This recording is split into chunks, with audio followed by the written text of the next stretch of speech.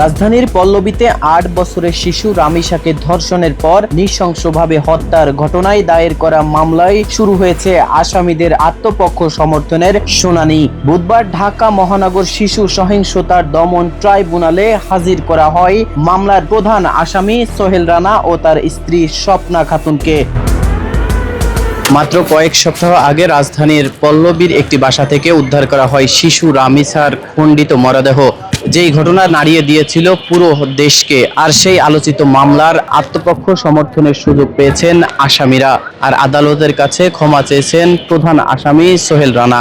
শুনানিকালে বিচারক সোহেল রানার কাছে জানতে চান নিজের পক্ষে কিছু বলার আছে কিনা।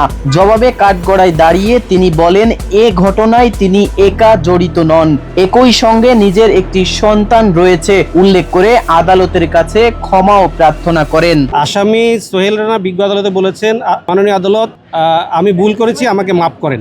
আমি এই মামলায় রাষ্ট্র নিযুক্ত আসামি পক্ষের ডিফেন্স লয়ার। আমি এই মামলায় রাষ্ট্র নিযুক্ত বাংলাদেশ সরকার কর্তৃক নিযুক্ত আসামি পক্ষের আইনজীবী। আজকে এই মামলার যে একটি স্টেজ ছিল, সেটা হচ্ছে আমাদের ফৌজদারি বিচার ব্যবস্থায় ফৌজদারি অপরাধের বিচার কার্য সম্পন্ন করার জন্য রায় এবং যুক্তিতর্কের আগে একটা স্টেজ থাকে, ধাপ থাকে। আজকে সেটা আসামির পরীক্ষাবাদ 342 ফৌজদারি কার্যবিধি 342 ধারার পরীক্ষা। গত 19 মে পল্লবীর একটি ফ্ল্যাট থেকে উদ্ধার করা হয় 8 বছর বয়সী রামিসার মরদেহ।